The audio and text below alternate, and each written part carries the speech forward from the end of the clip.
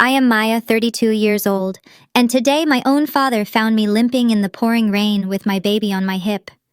When he pulled up in his truck and asked where my car was, I had to look him in the eye and say my mother-in-law took the keys to keep me controlled.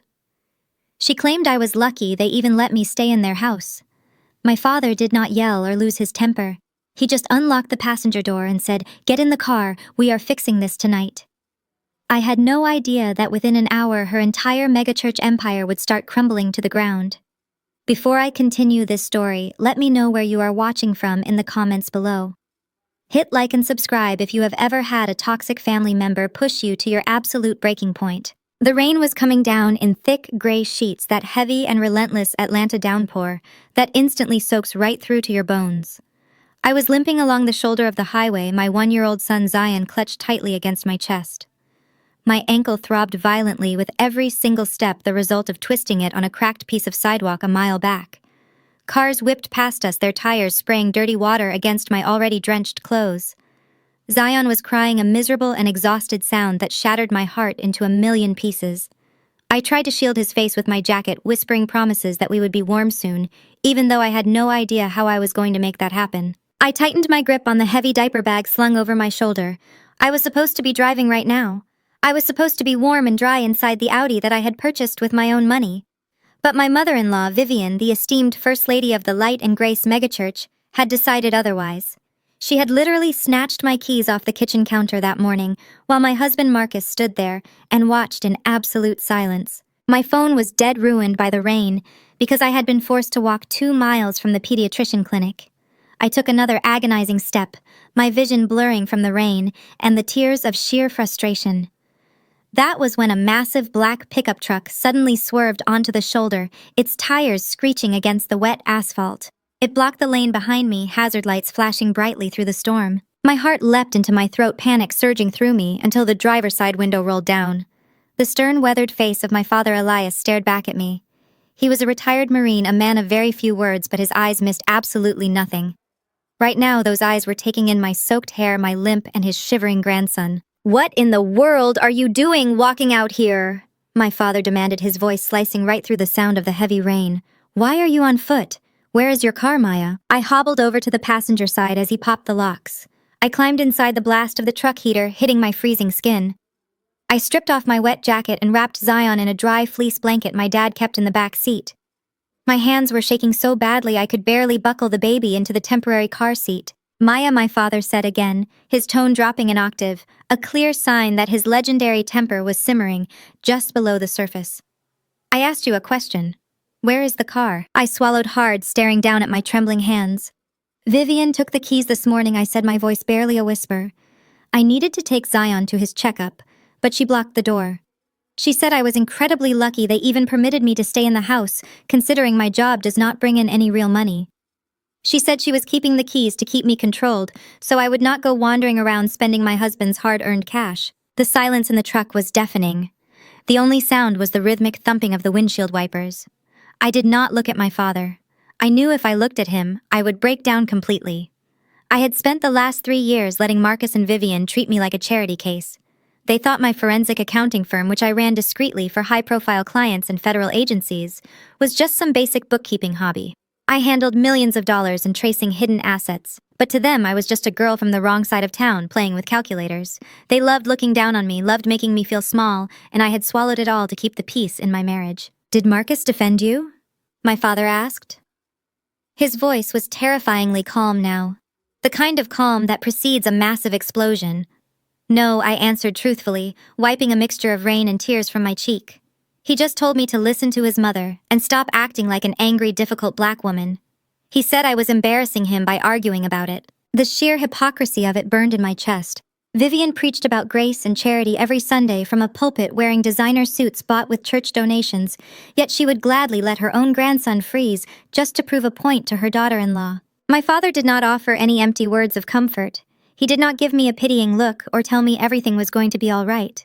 He simply put the truck into drive, his large hands gripping the steering wheel so tightly his knuckles turned white. "We are not going to your house," my father stated, his eyes fixed on the road ahead. "We are fixing this tonight." I looked up, suddenly realizing the direction we were heading. "Dad, Where are we going?" He did not answer. He just pressed his foot down on the gas pedal. I leaned my head back against the seat, holding Zion close as he finally stopped crying and drifted into a warm sleep. For the first time in years, a tiny spark of rebellion ignited inside my chest. I had played the submissive, grateful daughter-in-law for entirely too long. I had let them humiliate me, isolate me, and disrespect the very foundation of who I was. And for what? To protect the ego of a man who would watch his wife and child walk in a thunderstorm rather than stand up to his domineering mother. The city lights blurred past the window as we drove straight into the heart of Buckhead. Soon, the towering modern glass architecture of the Light and Grace megachurch loomed into view. It was a massive compound, a testament to the wealth and influence Vivian and her husband wielded over their congregation. Tonight, the entire campus was lit up beautifully. I realized instantly what was happening. Tonight was the annual Women of Excellence Gala, a highly exclusive high society tea party that Vivian hosted every single year. It was her crowning glory, an event where she paraded her wealth, her flawless family image, and her supreme authority over the most elite women in Atlanta. My father bypassed the main parking lot entirely. He drove his massive mud-splattered truck straight up the pristine circular driveway, reserved exclusively for VIPs and valet parking. A valet attendant in a crisp white uniform rushed forward, waving his hands frantically to stop us. But my father simply threw the truck into park, right in front of the grand glass double doors, completely blocking the entrance. He turned off the engine and looked over at me. His expression was a mixture of deep sorrow for what I had endured and an unshakable fierce resolve. "Are you ready to stop pretending you are weak?" Maya, my father asked quietly. "Are you ready to show them exactly who you are?" I looked down at my sleeping son. I thought about the miles I had just walked in the freezing rain. I thought about the $80,000 of my own money that I had transferred to Marcus to buy that car, only to have Vivian snatch the keys and call me a charity case. The fear that had kept me silent for years completely evaporated, replaced by a cold and sharp clarity. "I am ready," I said, my voice steady and firm. My father nodded. He stepped out of the truck into the pouring rain and walked around to open my door. We walked together up the wide stone steps toward the glowing entrance of the church hall, leaving the valet shouting behind us. I was drenched, shivering, and wearing ruined shoes. But as my father pushed open those heavy glass doors to reveal the crowded, elegant ballroom inside, I had never felt more powerful. My father did not bother with the brass handles of the grand double doors. He hit the heavy glass with his shoulder, sending a shockwave through the room that instantly killed the soft melodies of the string quartet playing in the corner. The sudden silence in the Light and Grace megachurch fellowship hall was deafening. 200 of Atlanta's most elite churchwomen, wearing custom hats and displaying thousands of dollars in diamonds, turned their heads in unison. We stepped inside, dripping rainwater onto the pristine marble foyer. I held Zion tight against my chest, feeling his small heart beating rapidly against mine. At the front of the room, standing behind a crystal podium, was Vivian. She was in the middle of a speech about the virtues of Christian charity and the grace of giving. She wore a tailored emerald green suit that I knew cost more than a year of preschool tuition. The moment her eyes locked onto my soaked clothes and ruined shoes, the pious smile melted off her face, revealing the cold, calculating woman underneath. She did not ask if her grandson was okay. She did not ask why I was limping. She marched down the steps of the stage, her designer heels clicking sharply against the floor. "Maya, what in the world are you doing making a spectacle of yourself here?" Vivian hissed, her voice low enough to avoid the microphone, but loud enough for the front row of the pastoral board wives to hear every syllable. "Look at you. You are dripping muddy water all over my imported Persian rugs. Have you lost your mind completely?" I stood tall, ignoring the freezing water soaking through my socks. "I did not lose my mind, Vivian.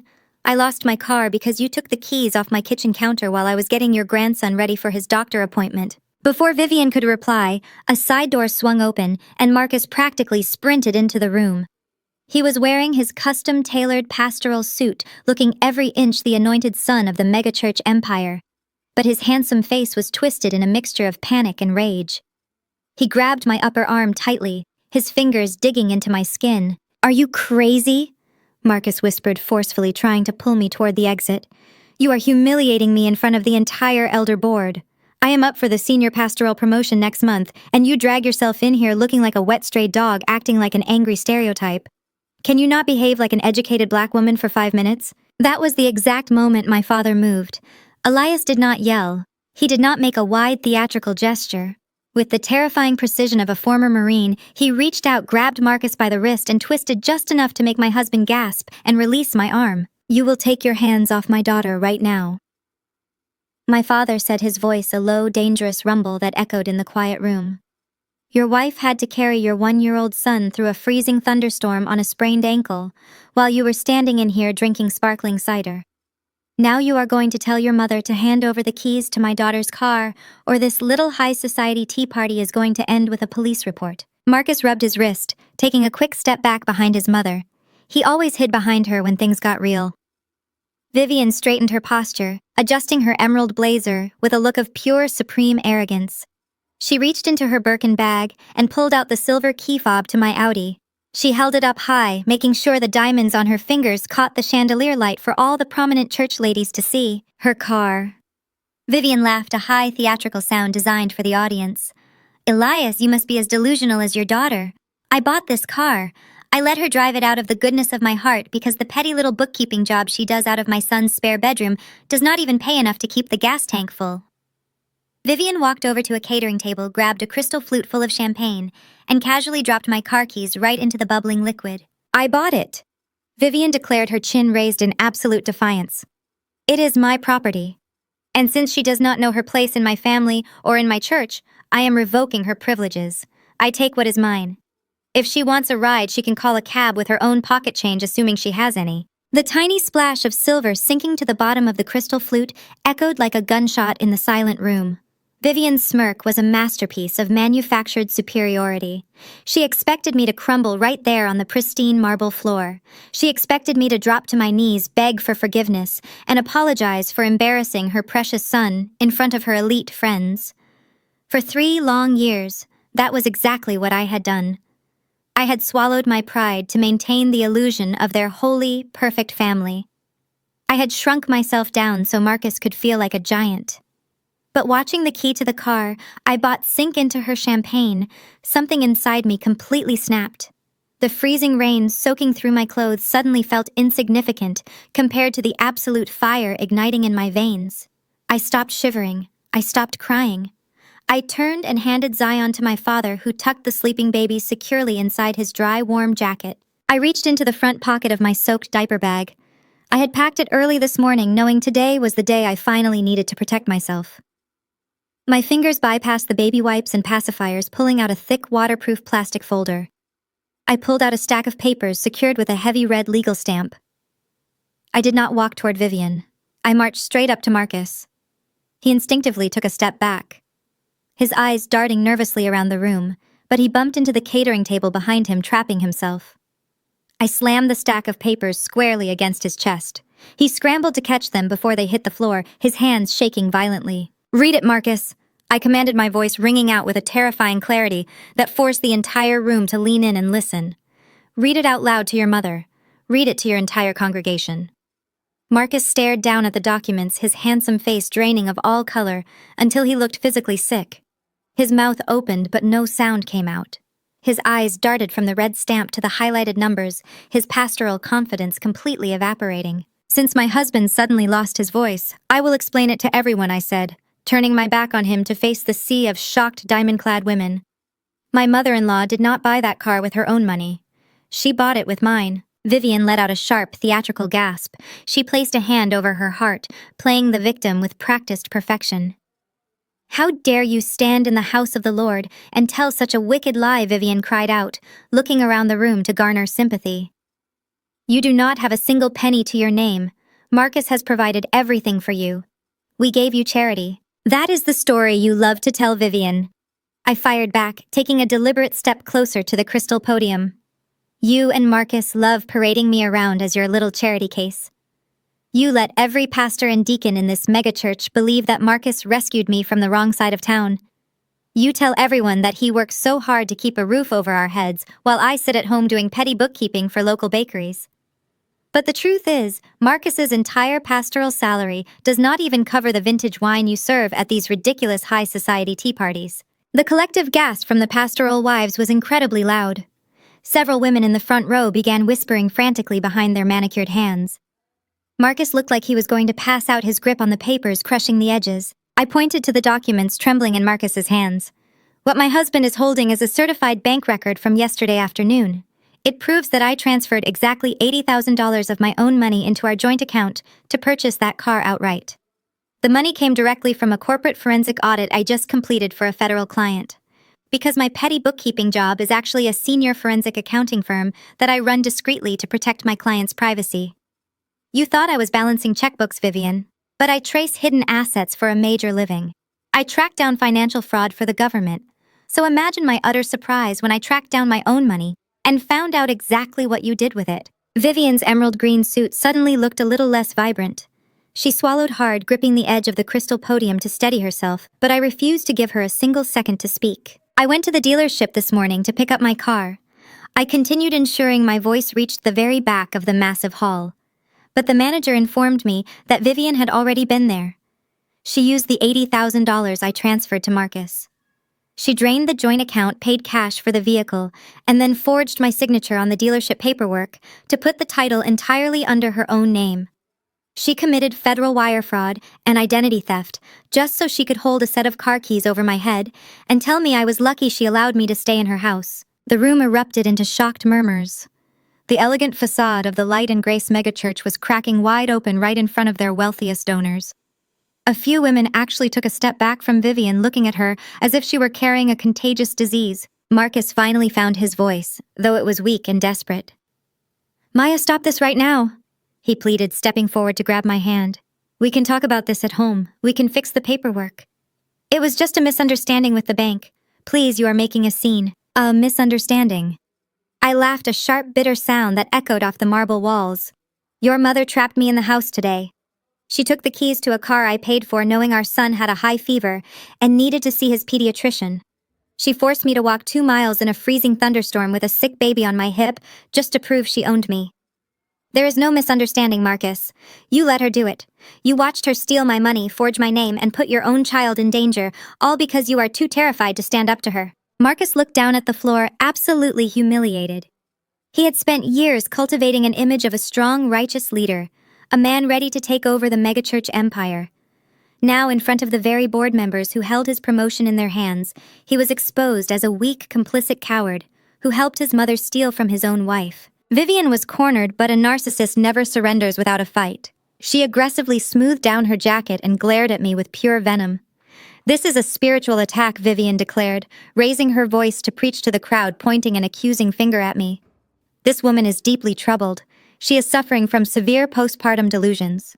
She is making up these financial documents to destroy this ministry because the devil is using her to tear down our righteous family." I did not even flinch. I just stared at her, feeling a deep, satisfying sense of absolute calm. "The devil did not forge your signature on a title deed, Vivian. You did that all on your own." Before Vivian could formulate another holy excuse to save her reputation, the crowd near the back of the hall suddenly parted. The heavy double doors had swung open again, and 2 familiar figures marched through the sea of horrified church members.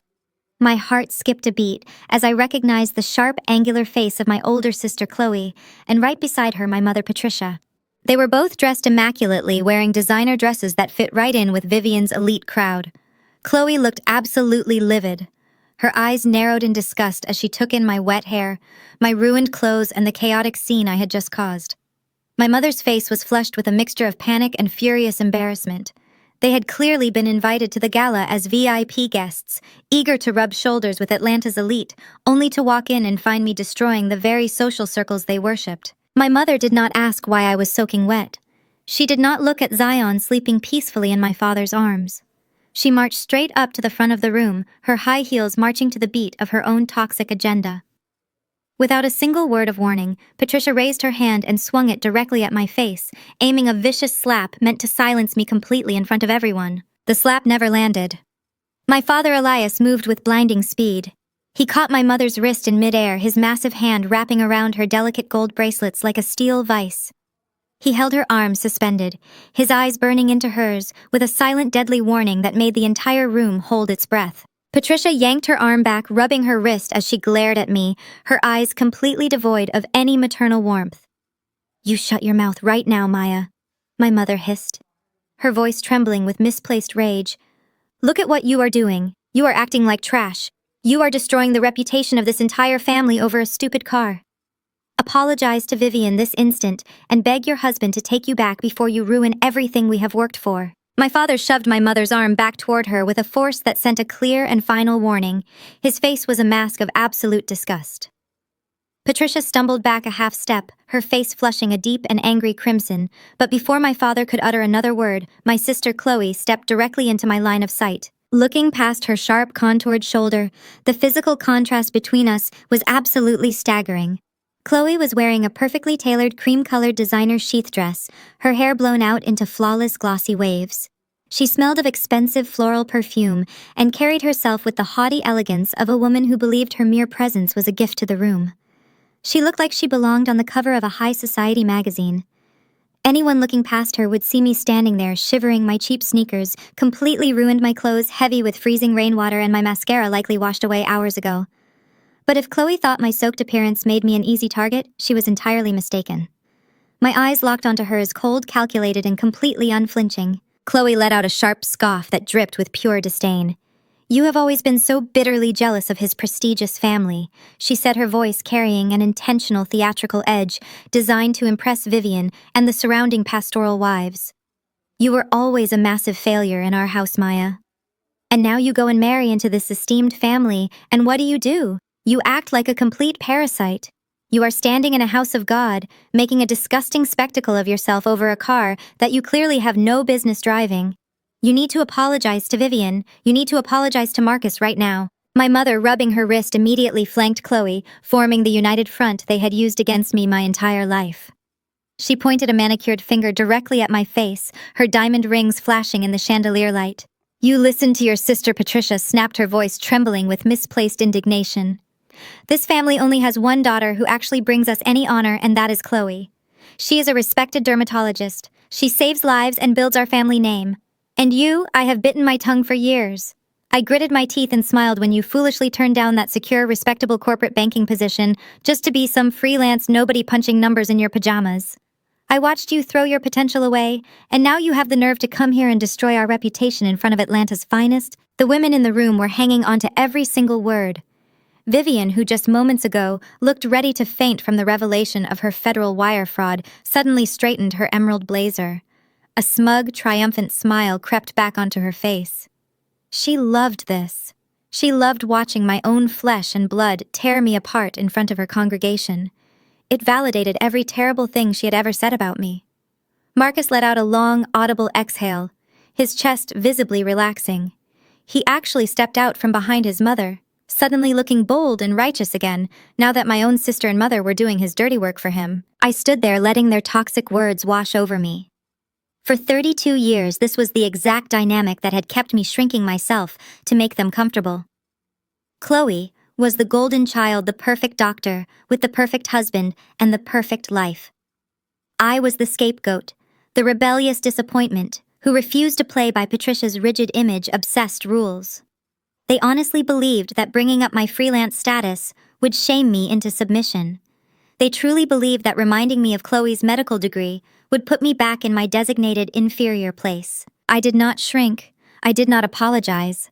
I slowly reached up and wrung the freezing rainwater out of my hair, deliberately letting the dirty water splash directly onto Vivian's imported Persian rug. The audacity of the gesture made my mother gasp out loud, her hand flying to her pearl necklace. "You are an absolute disgrace," Patricia hissed, taking a step forward as if she might try to strike me again, though my father's imposing presence kept her at bay. "You have absolutely no class, Maya. Look at Chloe. Look at her husband. They understand how society works. They understand respect and prestige. You are just trying to drag Marcus down because you know you will never measure up to a man of his stature. You are trying to ruin his promotion because you are entirely incapable of achieving anything yourself." Chloe crossed her arms, her diamond tennis bracelet catching the light. She looked me up and down with clinical disgust. "You are having a mental breakdown, Maya.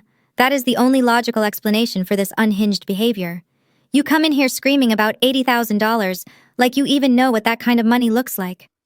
You do our mother's taxes for free because you have no real clients. You need to be admitted to a psychiatric ward, not standing in a ballroom making up psychotic lies about Vivian forging documents. Vivian is a pillar of this community.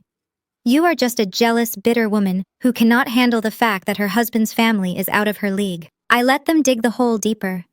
I let them perform their utter loyalty to Vivian and Marcus, fully aware that every insult they hurled at my career was going to detonate right in their faces. My father, holding Zion tightly against his broad chest, looked at me with a silent question in his eyes, silently asking if I wanted him to intervene and shut them down. I gave him a fraction of a nod, signaling him to hold back. I needed them to put all their cards on the table. I needed every single person in this room to witness how my own family happily threw me to the wolves just to protect their proximity to wealth and power. The crowd murmured in agreement with Chloe's assessment. The narrative was shifting exactly the way the megachurch elite wanted it to.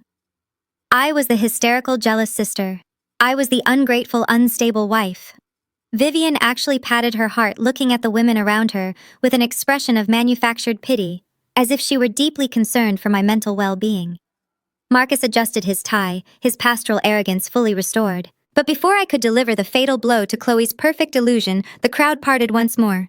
Stepping out from the sea of spectators was Bradley, Chloe's husband. He was wearing a custom navy suit, his blonde hair perfectly styled, embodying the wealthy, elite venture capitalist persona he loved to project to the world. He walked up to stand beside Chloe, casually slipping his hands into his tailored trouser pockets. He looked at me, his head tilted slightly to the side, and a slow, incredibly condescending smile spread across his face. The murmurs of agreement from the crowd had barely settled when Bradley made his move. He stepped out from behind my sister, moving with that effortless, infuriating glide of a man who had never been told no in his entire life. He was dressed in a pristine, custom-tailored navy suit that practically screamed generational wealth. Every hair on his blonde head was perfectly in place, entirely untouched by the raging storm outside. He casually slipped his hands into his trouser pockets, his posture relaxed, exuding an air of total authority. To the elite congregation of the Light and Grace megachurch, Bradley was the ultimate catch. He was the brilliant white venture capitalist son-in-law who brought a different kind of prestige to my family name. My mother and sister worshipped the ground he walked on, treating his every word like gospel. He stopped a few feet away from me, tilting his head slightly to the side. A slow, incredibly condescending smile spread across his face. He looked at me, not as a family member in distress, but as an unruly subordinate who needed to be managed. The entire ballroom held its breath, waiting for the successful finance executive to dispense his wisdom and put me back in my designated place. Maya, let us all just take a collective breath and look at this situation logically. Bradley began, his voice dripping with a patronizing warmth. He spoke slowly and deliberately, using the exact tone one might use to soothe a temperamental toddler. You are clearly highly emotional right now, and when people are emotional, they lose their grasp on reality. In my world, the high-stakes finance world, we have a term for what is happening here. We call it a misaligned investment. He pulled one hand from his pocket and gestured loosely toward Marcus, who was still cowering near the catering table. Marcus has made a significant investment in you, Maya. He has provided you with a beautiful home. He has given you the protection of his family name. He is actively covering your living expenses while you pursue this little freelance bookkeeping hobby of yours. That is an incredible amount of grace.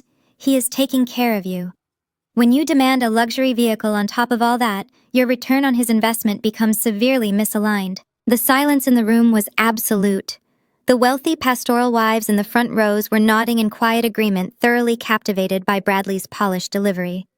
My mother, Patricia, stood a few feet away, practically beaming with pride at her son-in-law taking charge of the situation. Chloe crossed her arms, shooting me a triumphant glare. They truly believed Bradley was delivering the final crushing blow to my dignity. Bradley took a half-step closer to me, his patronizing smile hardening into something much more sinister. He lowered his voice just a fraction, injecting a sharp, icy warning into his words. You need to understand the environment you are standing in right now. You cannot simply pull the angry black woman card because you are upset over a car. It is deeply inappropriate. It lacks class, and quite frankly, it lacks education. You are embarrassing your husband, you are disrespecting Vivian, and you are humiliating this family. I strongly suggest you lower your voice, apologize to everyone in this room, and act like you have some sense. Do not make a massive hysterical scene over a few pennies. The sheer audacity of his words hung heavily in the air. The racial microaggression, the blatant sexism, the utter dismissal of my reality. It was all perfectly packaged in a polite upper-class delivery. He expected me to shatter. He expected the shame of his public reprimand to force my eyes to the floor. He expected me to turn around, walk back out into the freezing rain, and disappear into the night like a compliant, defeated victim. I stood completely still. The freezing rainwater dripped from my soaked hair, running down the back of my neck and soaking into the collar of my ruined shirt. I slowly lifted my hand and wiped the cold mixture of rain and residual tears from my face. My skin was freezing, but the blood rushing through my veins was boiling hot. I looked past Bradley's tailored suit, past Chloe's smug face, past my mother's furious glare, and locked eyes with my father. Elias was standing rigid, his jaw clenched so tightly I could see a muscle jumping in his cheek. He had Zion bundled safely inside his heavy jacket, keeping my son warm and protected. My father looked ready to step forward and physically break Bradley in half for speaking to me that way. I gave my father a fraction of a nod, a silent crystal-clear signal. I had this. I looked back at Bradley. I did not cry. I did not scream. I did not play into the hysterical stereotype he so desperately wanted to project onto me. Instead, a genuine, irrepressible smile broke across my face. A sharp chuckle escaped my lips. Then another. Within seconds, I was laughing out loud. My laughter rang out through the dead silent ballroom, echoing off the high ceilings and the crystal chandeliers.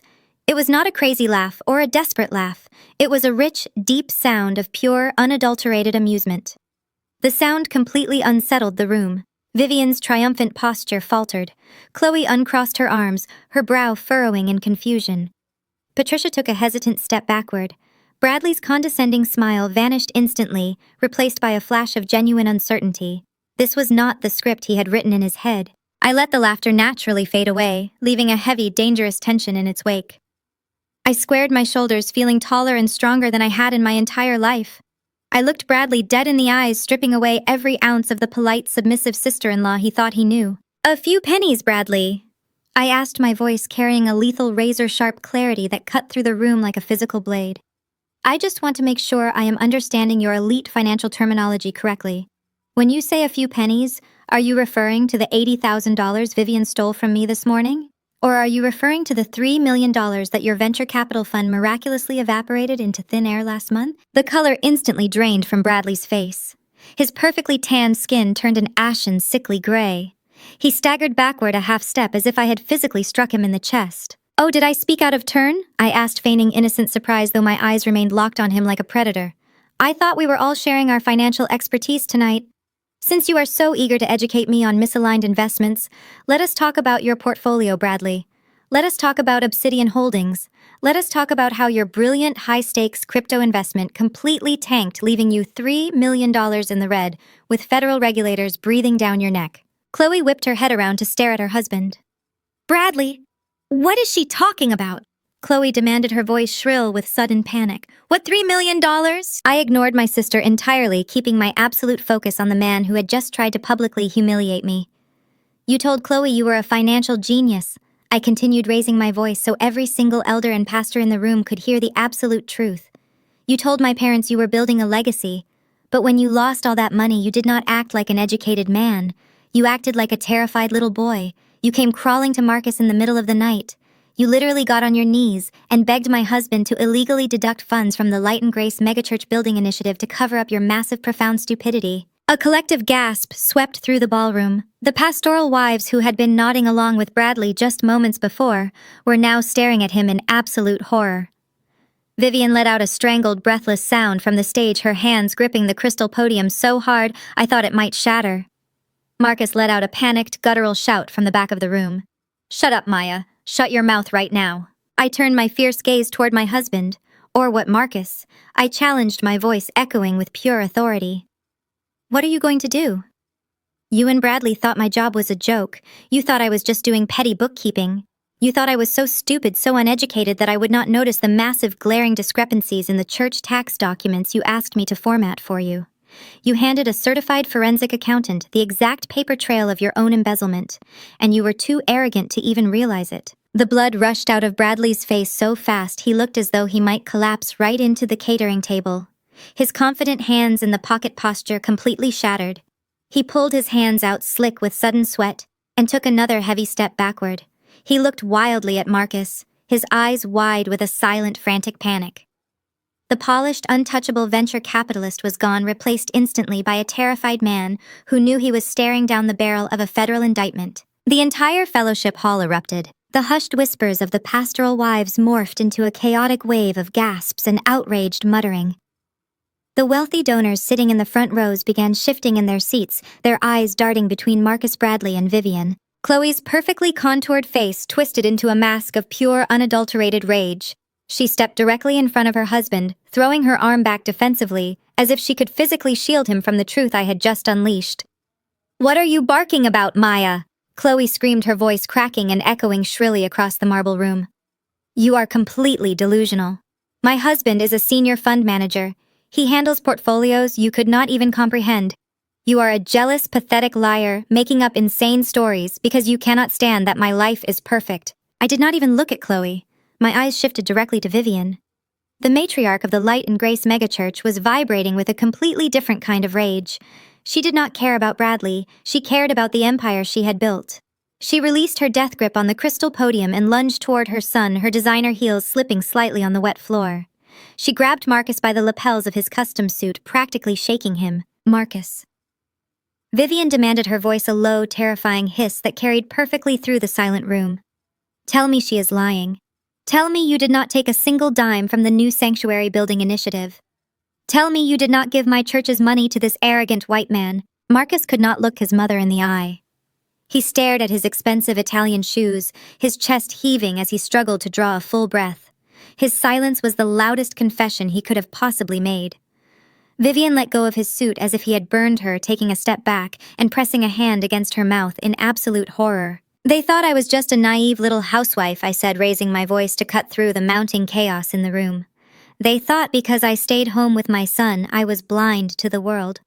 6 months ago, Marcus handed me 3 cardboard boxes filled with what he called miscellaneous ministry expenses and independent contractor invoices. He told me the church accounting department was overwhelmed. He asked me to use my petty bookkeeping skills to organize them for tax season. He wanted to save money on a CPA. He wanted free labor. I took a slow, deliberate step toward the center of the room, holding the gaze of every single person who had ever looked down on me in this church. But Marcus and Bradley made one fatal mistake. I continued, my voice steady and absolutely relentless. They forgot that a certified forensic accountant does not just organize receipts. A forensic accountant follows the paper trail. And the trail they left was incredibly sloppy. I watched Marcus authorize massive payments from the church building fund to a completely fake consulting firm called Apex Solutions. I traced those exact funds moving through 2 offshore shell accounts before they landed directly into the operating account of Obsidian Holdings, Bradley's failing venture capital firm. Bradley let out a strangled gasp, burying his face in his hands. Chloe turned to look at him, her eyes wide with sudden terrifying realization. "Bradley, tell her to stop lying," Chloe demanded, grabbing his arm and shaking it. "Tell them she is crazy." "He cannot tell you that, Chloe," I said, allowing a cold smile to touch my lips. Because I backed up every single transaction. I backed up the emails they sent each other from their encrypted accounts. I backed up the fraudulent invoices Bradley drafted to make the money look like legitimate church consulting fees. They used my home, my computer, and my so-called worthless free time to run an illegal money laundering operation right under your nose, Vivian. And they did it because Bradley was desperate to hide his massive financial failure from his investors, and Marcus was desperate to look like a big-shot savior to his elite brother-in-law. My mother, Patricia, who had been standing frozen in shock, finally moved. She looked frantically between Chloe Bradley and Marcus. Her entire social universe, the prestige she valued more than her own children, was burning to the ground right in front of her. Maya stopped talking. Patricia pleaded, her voice entirely stripped of its former venom, replaced now by sheer, desperate panic. "You are going to ruin all of us. If this gets out, Bradley will be ruined. Chloe's reputation will be destroyed. The church will collapse. You have to keep this in the family. We can fix this privately." I looked at the woman who had given birth to me. I looked at the woman who had just tried to slap me across the face to protect the very people who were using her. "Fix this privately?" I asked, my voice dropping to a deadly whisper. "You mean sweep it under the rug just like you swept my entire life under the rug? You want me to protect the man who just called me an angry stereotype? You want me to protect the sister who just called me a parasite? You want me to protect a mother-in-law who forged my signature and dropped my car keys in a glass of champagne while my son had a fever? I shook my head slowly, pointing a finger directly at Marcus. I am not protecting anyone ever again. I submitted the entire digital dossier to the Internal Revenue Service and the Securities and Exchange Commission 3 days ago. The room erupted into absolute pandemonium. Several board members standing near the back actually turned and walked out of the doors, clearly scrambling to distance themselves from the impending federal fallout. Vivian let out a loud theatrical wail, sinking onto the steps of the stage and burying her face in her hands. Bradley looked physically ill, leaning heavily against the catering table as if his legs could no longer support him. Chloe was hyperventilating, staring at her husband with a mixture of disgust and sheer terror as the reality of her shattered elite life finally set in. My father stood tall in the corner holding my sleeping son. He did not say a word, but the look of absolute unwavering pride in his eyes gave me all the strength I needed. That was when Marcus finally snapped. The polished, handsome mega-church prince vanished, leaving behind a cornered, vicious animal. His face turned a deep mottled red, the veins in his neck bulging against his starched white collar. He lunged forward, ignoring the gasps of the remaining church members. He did not reach for me. My father's presence was enough to stop him from getting physical, but his eyes were filled with absolute murderous rage. "You shut your mouth!" Marcus roared, his voice echoing violently through the hall, completely shattering any remaining illusion of his holy demeanor. "You shut your mouth right now. You think you have won. You think you can destroy my life and just walk away." He pointed a shaking, aggressive finger directly at my face, spit flying from his lips. "I will file for divorce tomorrow morning. You hear me tomorrow. And I will crush you in court. You just admitted to everyone here that you work as a freelance nobody. I have the church attorneys. I have the power in this city. With your pathetic, inconsistent income, no judge in this state will ever grant you custody. I will take Zion. I will take the house. I will make sure you are dragged through the mud until you are left on the street without a single cent to your name." The echo of Marcus's vicious threat hung in the massive fellowship hall. He stood there panting, his chest puffed out, fully expecting me to break down, sobbing at the thought of losing my child. He expected the fear of poverty to force me onto my knees and beg for his forgiveness. Instead, I turned my head and looked directly at my father. Elias did not say a single word. He simply shifted Zion's weight so my son was resting securely against his left shoulder, turned on his heel, and walked straight back down the center aisle. The crowd of stunned megachurch elites parted for him instantly. The heavy oak double doors swung open, and I watched my father stride out into the rain-slicked foyer and out the front entrance. Through the glass, I could see him walk with military precision to his heavy-duty truck, parked illegally on the curb. The entire room watched in absolute silence, too captivated by the sheer bizarre nature of the moment to even whisper. Less than a minute later, Elias walked back through the doors. The rainwater dripped from the brim of his cap. In his right hand, he carried a thick, brushed aluminum briefcase, secured with heavy steel combination locks. He did not slow his pace. He marched directly past the staring deacons, past my horrified mother, past a trembling Bradley, and walked straight up to the catering table where Vivian had dropped my car keys into a champagne flute. Elias did not gently place the briefcase down. He slammed the heavy metal directly onto the table with a violent concussive thud. Crystal champagne flutes shattered instantly. Expensive sparkling wine and imported caviar spilled across the pristine white linen tablecloth, dripping onto the polished marble floor. Several high society wives shrieked and jumped backward to protect their designer dresses. Elias ignored them completely. He stepped back and looked at me. "Open it, daughter," he said, his voice a low, commanding rumble. I stepped up to the table. I did not hesitate. My fingers flew over the dual combination locks, punching in the numbers with practiced precision. The heavy metallic clicks echoed sharply in the quiet room. I popped the heavy latches and threw the metal lid open. Inside the custom foam padding rested two things: a thick, perfectly bound stack of federal dossiers and a heavy leather credential case. I reached in and pulled out the leather case. I turned to face Vivian, who was staring at the broken crystal on her table, with her mouth hanging open. I snapped the leather case open and held it up high for the entire room to see. The gold federal seal caught the light of the massive chandeliers above us, gleaming with undeniable, absolute authority. "Dear mother-in-law," I began, my voice ringing out with a lethal calmness that made Marcus flinch. "You and my own mother have spent years mocking me for doing petty bookkeeping. You loved telling your elite friends that I was just tapping on a calculator in my pajamas. You thought my career was a pathetic joke. Did you honestly never stop to ask yourself who my clients actually were? I took a slow, deliberate step toward the crystal podium, holding the badge up so Vivian could read the bold engraved lettering. Did you not know that I am a senior forensic accountant working directly for the Internal Revenue Service? I asked, letting every single syllable sink into the dead silent room. I work for the Criminal Investigation Division. I specialize in tracking down white-collar financial crimes, massive corporate embezzlement, and international money laundering. The color drained from Patricia's face so fast she looked like she might faint. Chloe's mouth opened and closed, her haughty, designer-clad superiority entirely vaporized.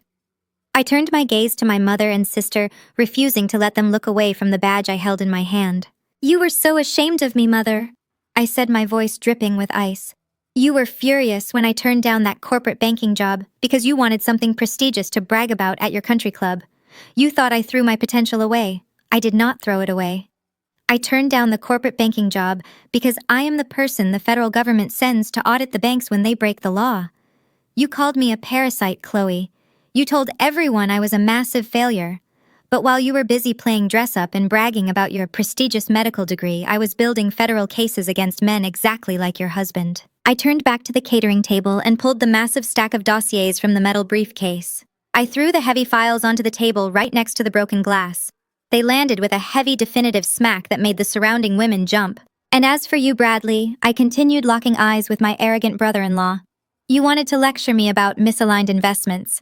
You wanted to tell me to act educated and stop making a scene over a few pennies.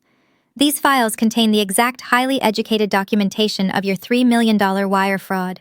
Every fake invoice you created, every offshore shell company you established, every illegal transfer you begged Marcus to authorize from this church's building fund to cover your venture capital losses. It is all right here, meticulously cataloged, verified, and already submitted to my federal supervisors." Bradley physically recoiled, staggering backward until his shoulders hit the wall. His hands went to his head, his breathing shallow and erratic. He was no longer a wealthy venture capitalist dispensing upper-class wisdom. He was a man staring at a 20-year federal prison sentence. I turned my attention back to Marcus, who was standing frozen in the center of the room, looking at the gold badge in my hand as if it were a loaded weapon. "You are going to file for divorce tomorrow morning?" I asked, letting a genuine mocking laugh escape my lips. "You are going to take Zion and leave me on the street without a single cent. Because I have no income, Marcus, by tomorrow morning, you will not even have a bank account. The federal government is freezing every single asset tied to your name, to Bradley's name, and to this church's fraudulent building fund. You are not going to be fighting me in family court. You are going to be fighting the United States Department of Justice in federal court." The reality of the situation crashed over the room like a tidal wave. The wealthy donors, the pastoral board wives, the elite megachurch members, they all began backing away toward the exits. No one wanted to be in the room when the federal agents inevitably arrived. The pristine, holy reputation of the Light and Grace megachurch was dead, completely incinerated by the very woman they had all treated like trash. Marcus took a shaky step backward.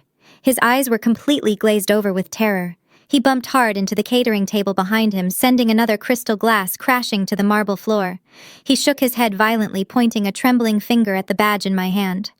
You are lying," Marcus stammered, his voice cracking into a desperate, high-pitched whisper. I did not answer him with words. I answered with paper. I reached into the brushed aluminum briefcase and pulled out the thickest folder in the stack.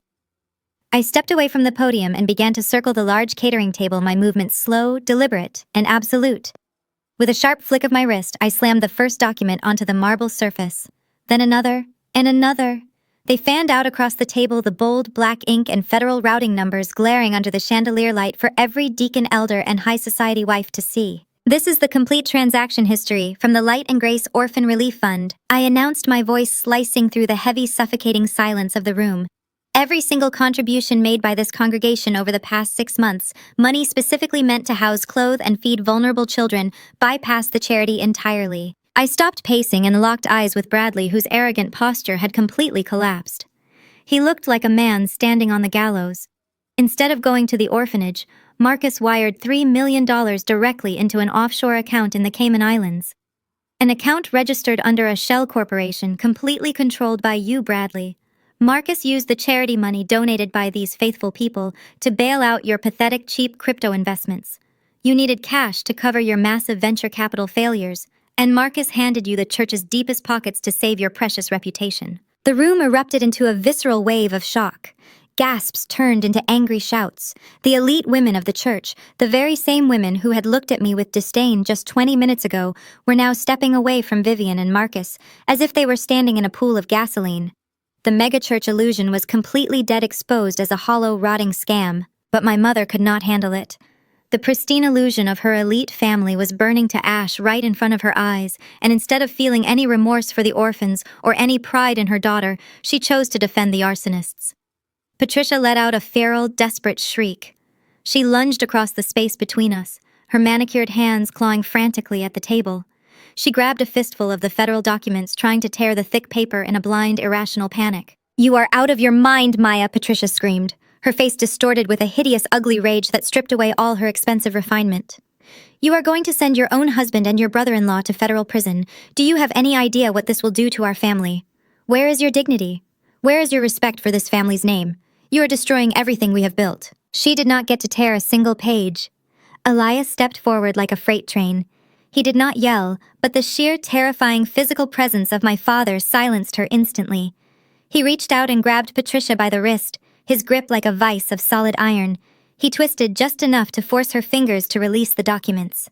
They fluttered harmlessly back onto the table, perfectly intact. "You touch her again, Patricia, and I will have you arrested for assaulting a federal agent." Elias growled, his voice a low, lethal rumble that echoed in the cavernous hall. "You do not get to talk about dignity while you defend men stealing from orphans. You do not get to talk about family when you just tried to strike your own daughter. Step back, right now." My mother stumbled backward, her chest heaving as she crashed into Chloe, who was hyperventilating in sheer terror. Chloe gripped her mother's arm, her eyes wide as she stared at Bradley, finally realizing that her perfect, wealthy husband was nothing but a criminal facing decades behind bars. But Vivian was not done. The matriarch of the megachurch realized the walls were closing in, and she scrambled for the only lifeline she thought she had left. She pushed past Marcus, her eyes wild, her perfect hair now completely disheveled. She pointed a shaking, jewel-encrusted finger at me, her voice escalating into a frantic, unhinged scream. "I will fix this!" Vivian bellowed, her voice tearing through the chaos. "I will put the money back. I will list Marcus's multi-million-dollar mansion for sale tomorrow morning. That estate is solely in my son's name. We will liquidate the property, we will refund the charity account, and we will wipe this entire slate clean. You are not sending my blood to prison, Maya. You will not get a single cent in the divorce, and you will never ever destroy us." I did not flinch. I did not blink. I reached back into the brushed aluminum briefcase, my fingers closing around the next piece of evidence. I pulled out a fresh stack of bank statements bound tightly with a heavy steel clip and slammed them down onto the marble table right next to the shattered champagne flutes. "These are the wire transfer logs," I announced, my voice carrying a lethal, unwavering authority that echoed off the high vaulted ceilings of the fellowship hall. Direct routing numbers moving capital from the Light and Grace Orphanage Initiative straight into a hidden offshore account in the Cayman Islands. An account registered under Bradley's name. You did not just steal from the Sanctuary Building Fund, Marcus. You took donation money meant to clothe and feed vulnerable children, and you used it to bail out your brother-in-law's cheap, failing crypto investments. The collective gasp from the room was deafening. But before anyone else could process the magnitude of the crime, my mother completely lost whatever shred of sanity she had left. Patricia let out a guttural, desperate shriek. The pristine country club matriarch vanished, replaced by a frantic woman, watching her entire social empire burn to ash. She lunged across the space between us, her manicured hands clawing violently toward the table, desperate to destroy the evidence. "You are insane!" Patricia screamed, her face distorted with a hideous, ugly rage. "You are completely crazy. You are going to send your own husband and your brother-in-law to federal prison. Where is the prestige of this family going to go? Where is our face? You are humiliating us." She reached for the dossiers, her fingers inches from the paper, but she never made contact. Elias moved with a terrifying, sudden speed. My father shot his free hand forward, his thick, calloused fingers clamping down on Patricia's wrist like a steel vice. He stopped her momentum instantly, his grip so tight her knuckles immediately turned white. He did not raise his voice, but the low, dangerous rumble in his chest commanded the absolute attention of everyone in the room. "You try touching her," Elias warned, his eyes locked onto my mother's terrified face. You lay one finger on my daughter, or those papers, and I will let the federal agents drag you out of here in handcuffs right alongside them. Step back. Patricia whimpered, stumbling backward into Chloe, who was already sobbing uncontrollably against Bradley's shoulder. Seeing her allies failing, Vivian completely broke. The untouchable queen of the light and grace megachurch scrambled forward, her perfectly tailored designer suit wrinkling as she positioned herself protectively in front of Marcus. Her eyes were wild, darting frantically around the room as she realized the wealthy donors and powerful elders were watching her son's holy facade disintegrate into thin air. "I will fix this!" Vivian bellowed, her voice cracking with sheer, unhinged desperation. She pointed a shaking jewel-encrusted finger at me. "I will sell Marcus's mansion. That $2 million estate is in my son's name. I will list the property tomorrow morning. I will liquidate the asset, and I will personally refund every single cent to the church charity accounts. You will have nothing to audit. You hear me? You will not touch my son. You will not touch our legacy." I stood completely still, letting her frantic screams echo and fade into the heavy, suffocating silence of the hall. A slow, razor-sharp smile curved the edges of my lips. It was a cold, calculated expression that stripped away the last decade of my forced submission. I reached into the briefcase one final time. I bypassed the tax returns and the offshore logs, pulling out a single thick sheet of paper bearing the official blue seal of the state registry. I held the document up, my eyes locked dead onto Vivian's frantic face. "That $2 million mansion?" I asked, my voice dropping to a smooth, lethal calm. "Are you referring to the gorgeous, sprawling estate in the gated community? The one Marcus proudly kept solely in his name, so he could control my living situation and hold it over my head?" I let the paper drop onto the table. It landed with a soft, definitive slap. "You cannot sell something you no longer own, Vivian," I stated, shifting my gaze directly to Marcus. "When Bradley's offshore account started bleeding dry, faster than you could launder the church's money, you panicked. You needed a massive infusion of cash immediately to keep the regulators from looking into Bradley's firm. So Marcus secretly took out a second high-interest mortgage on the mansion. You leveraged the entire estate to the absolute maximum limit, took the cash, and handed it straight to Bradley." Marcus's face turned the color of wet ash. He opened his mouth to speak, but no sound came out. "And because Bradley lost that money too," I continued, my voice relentless. "Marcus completely defaulted on the payments. The bank quietly foreclosed on that beautiful $2 million mansion over a month ago. You do not have an estate to sell, Vivian. Your son is entirely bankrupt." The remaining strength in Marcus's legs completely vanished. He collapsed, dropping heavily to his knees right there on the wet marble floor. The sound of his expensive suit pants hitting the hard surface echoed loudly in the quiet room. His shoulders shook as the absolute totality of his ruin crashed down upon him. He was no longer the charismatic, powerful pastor holding court over his congregation.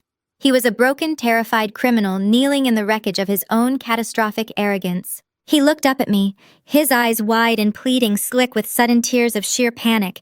He gripped the edge of the catering table, his knuckles turning white as he tried to pull himself out of the abyss. "No." Marcus begged, his voice a pathetic, trembling whine. "No, you are wrong. You are missing information. The bank sent me a letter last week. They told me they sold the distressed debt to a private holding company. The new company reached out to me. They gave me a grace period. They allowed me a 60-day extension to restructure the payments. I still have time. The house is not gone." I slowly walked around the table until I was standing directly in front of him. I looked down at the man who had spent years treating me like an uneducated, worthless burden. I crouched down, bringing my face level with his, ensuring that my next words would burn themselves into his memory for the rest of his miserable life. "That private company is named Obsidian Holdings," I whispered softly, letting the cold reality of my words sink directly into his soul. "Guess who bought out all of Bradley's liquidated assets for pennies on the dollar? Guess who is the sole CEO and your new creditor?" The air left Marcus's lungs in a sharp, audible wheeze. He stared up at me from the wet marble floor, his mind violently rejecting the reality of the trap he had blindly walked into. He had threatened to throw me out onto the street, completely oblivious to the fact that I was already the legal owner of the very roof over his head. The man who had spent our entire marriage demanding submission was now physically kneeling at my feet, entirely at my mercy. My focus whipped sharply away from my trembling husband and locked directly onto my sister. Chloe's psychological collapse was playing out in real time. The meticulously crafted mask of the wealthy, untouchable socialite had violently shattered. Her perfectly contoured face had turned a sickly, translucent white.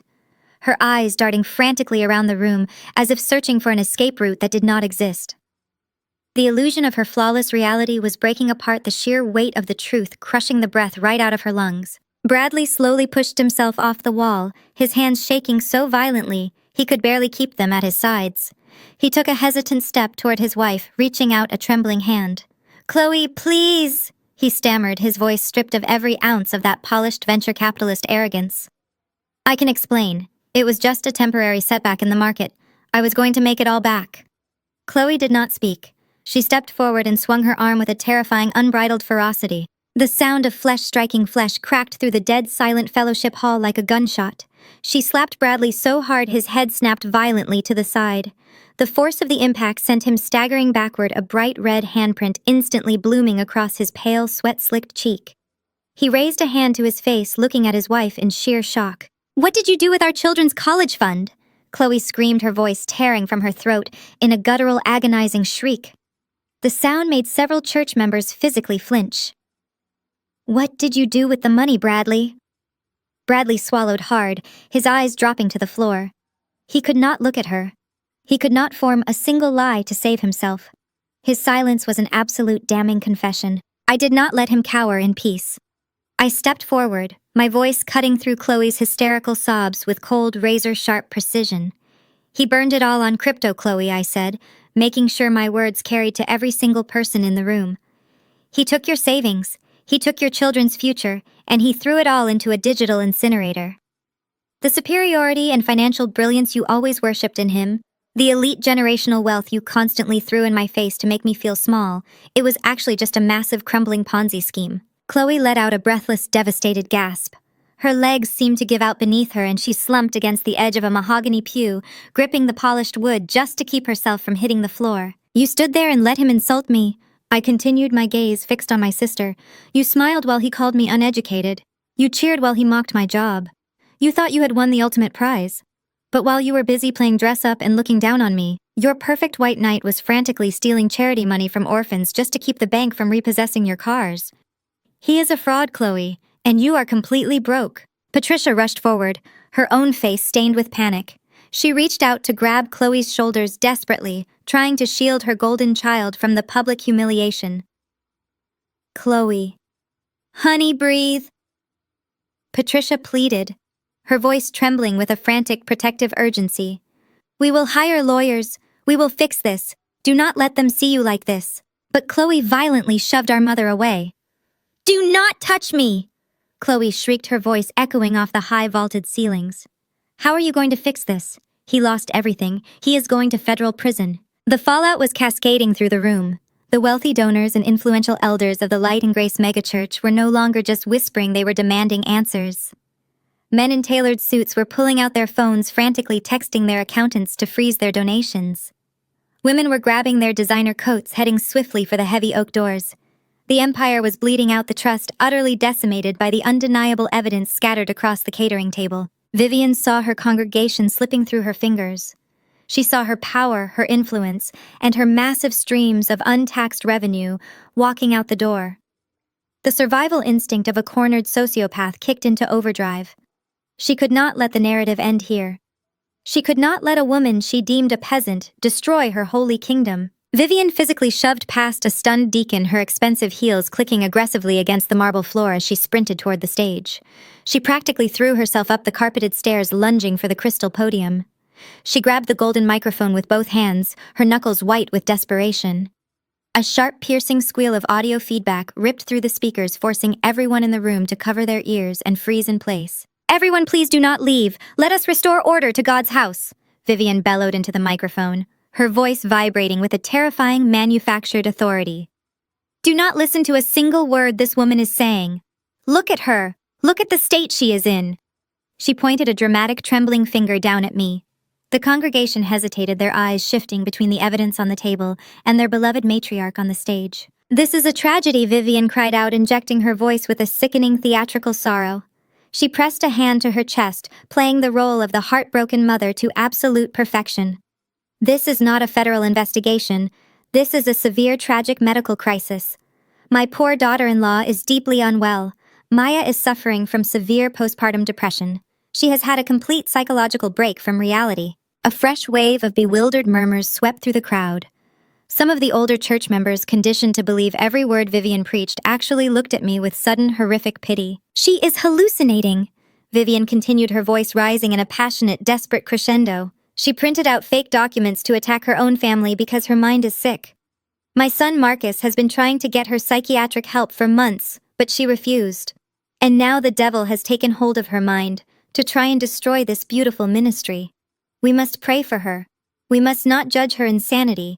We must cast out this delusion." I stood my ground, staring up at the woman on the stage. I was not angry. I was not insulted. I was simply amazed at the sheer, bottomless depth of her audacity. She was literally trying to gaslight a room of 200 people, using my recent pregnancy as a weapon to invalidate a federal criminal investigation. Marcus, taking a cue from his mother's frantic performance, slowly pushed himself up from the floor. He wiped the sweat from his forehead, attempting to reconstruct his pastoral composure. "Yes," Marcus called out, turning to the crowd with a look of manufactured long-suffering grief. "My wife is sick. I have been suffering in silence, trying to protect her privacy. Please everyone clear the room so we can get her the medical intervention she so desperately needs." They honestly thought it would work. They thought they could slap the label of a hysterical, depressed woman onto me, sweep the federal documents into the trash, and go right back to counting their stolen money. They relied entirely on the congregation's blind faith and inherent sexism to silence the truth. I looked at my father. Elias was still standing near the exit, holding Zion safely in his strong arms. He did not look worried. He just gave me a slow, knowing smile. He knew exactly what was about to happen next. I turned back to the stage, looking directly into Vivian's desperate, lying eyes. I reached into my coat pocket and pulled out my phone. I did not speak into a microphone. I did not need to shout. I simply pressed a single button on my screen. "You want to talk about medical intervention, Vivian?" I asked, my voice carrying clearly through the sudden quiet of the hall. "Let us talk about the intervention happening outside your front doors right now." At that exact moment, the heavy oak double doors at the main entrance were thrown open with a violent, synchronized crash. The sound echoed like thunder, snapping every head in the room toward the foyer. A dozen men and women wearing dark tactical jackets poured into the fellowship hall. The bold yellow letters across their backs read IRS, CID, and FBI. They moved with absolute terrifying efficiency, fanning out across the room and securing every exit. The flashing red and blue lights from the squad cars outside painted the stained glass windows in a frantic, inescapable rhythm. The lead agent, a tall, imposing man with a stern expression, walked directly down the center aisle. He bypassed the screaming church members, bypassed my mother, bypassed Chloe, and stopped right next to me. He looked at the documents scattered on the catering table, then looked up at Marcus and Vivian. "Marcus Preston and Bradley Sterling," the agent announced, his voice booming with the weight of the federal government. "You are under arrest for conspiracy, wire fraud, money laundering, and tax evasion." Vivian dropped the microphone. It hit the stage with a loud, hollow thud, the exact sound of her empire finally hitting the ground. The echo of the microphone hitting the hardwood stage barely registered over the rising chaos in the room. Vivian stood frozen, her eyes wide with a terror that finally stripped away decades of holy pretense. She stared down at the black metal cylinder rolling to a stop near the edge of the platform, the exact sound of her empire hitting the ground. Two federal agents moved swiftly past the catering table, securing Marcus by the arms and pulling him roughly to his feet. Another agent flanked Bradley, locking heavy steel handcuffs around his wrists, while Chloe shrieked in the background, her cries bouncing off the high vaulted ceilings of the fellowship hall. But Vivian was not in handcuffs yet. The matriarch of light and grace stared at the federal agents, her chest heaving, her mind frantically searching for a way out of the collapsing walls of her own making.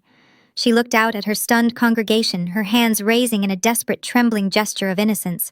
She could not accept that her absolute authority was dissolving in front of her very eyes. She had spent a lifetime building this pedestal, and she was going to fight tooth and nail to stay on top of it. "This is a test of our faith," Vivian cried out, her voice raw and breaking, without the amplification of the microphone. "The enemy is trying to tear down our sanctuary. My son is innocent. We are being persecuted for our devotion. You all know me. You know my heart.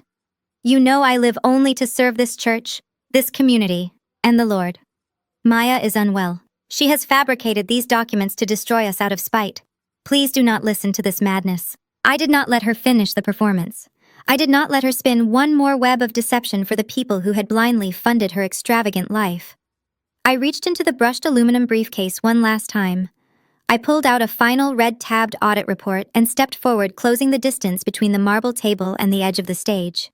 My movements were slow, deliberate, and completely unaffected by the federal agents securing my husband just a few feet away. "And this is for you, Vivian," I said, my voice cutting through her theatrical pleas with the cold, undeniable weight of absolute truth.